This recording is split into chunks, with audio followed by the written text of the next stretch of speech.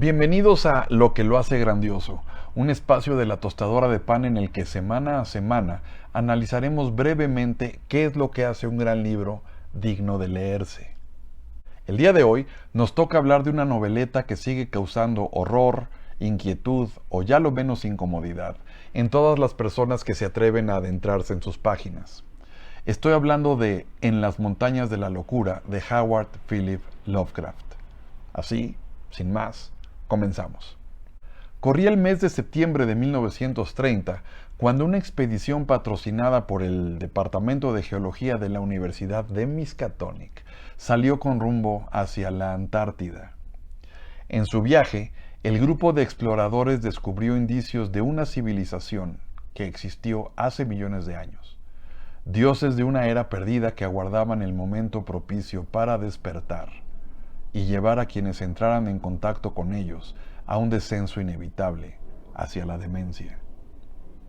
Esta es una muy breve sinopsis de la trama de En las montañas de la locura, una de las obras más representativas del genio de H. P. Lovecraft, escritor norteamericano que con sus historias ha poblado la imaginación de miles con figuras indescriptibles, demonios innombrables y universos tan grandes y tan trascendentes como los creados por Tolkien, Lewis y Carroll.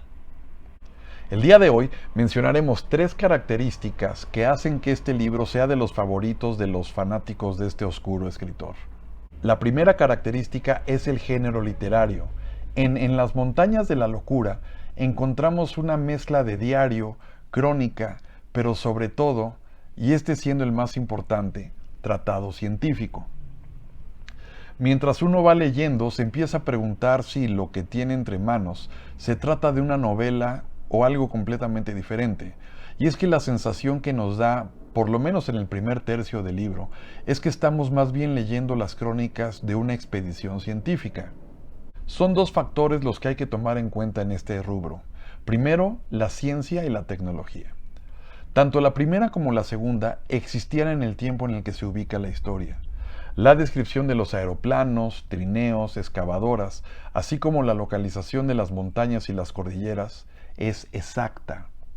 Y segundo, la mezcla de lugares, personas y artefactos reales con otros completamente ficticios.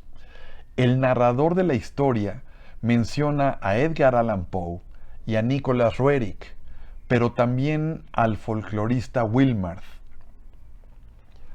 Menciona sin distinción al Arkham Advertiser y a la Associated Press.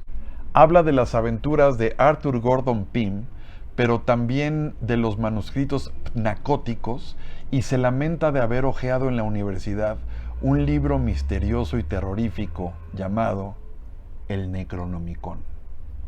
Estos 2 factores, el de la ciencia y la tecnología exactas y comprobables, así como la mención indiscriminada de nombres y objetos reales e inventados, le dan a la historia un matiz más que de verosimilitud, de realidad. De esta forma, cuando inicia la segunda mitad de la historia, nosotros estamos convencidos de que el terror que se aproxima es lo más cercano a lo real. La segunda característica es la habilísima inserción de ingredientes de la mitología Lovecraftiana. Nombres como la Universidad de Miskatonic, Arkham, Cthulhu, los manuscritos pnacóticos, Tzathowa, pero especialmente el Necronomicon. Saltan de las páginas como si el narrador realmente estuviera citando mitologías y fuentes fidedignas y corroborables. Al mezclar nombres de lugares, objetos y personas reales con otros inventados por él mismo, Lovecraft proporciona a la obra una aura de realidad, que no habla de las leyendas, sino del origen de las leyendas. Con respecto al Necronomicon, es tan creíble su existencia que literalmente miles de personas han intentado encontrarlo. Ahora, volviendo al género literario, es importante mencionar que en lo que se refiere a lo descubierto por los miembros de la expedición, esta crónica de hechos carece de descripciones. Aquí encontramos la tercera característica que hace a En las montañas de la locura, un libro digno de leerse. Lo que el narrador de la historia encuentra en la Antártida no puede ser descrito. Y cito: sus gritos nos llevaron a todos a las ventanillas. A pesar de la velocidad del aparato, los contornos de las montañas crecían muy lentamente. Comprendimos que estaban muy lejos y que eran visibles solo a causa de su extraordinario tamaño.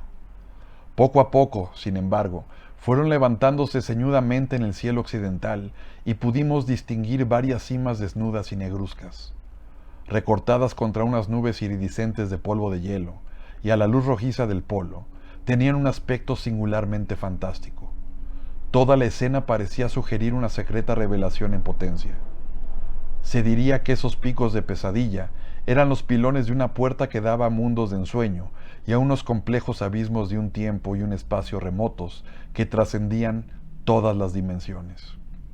No pude dejar de sentir que eran seres malignos, montañas alucinantes cuyas faldas extremas descendían a una hondonada infinita.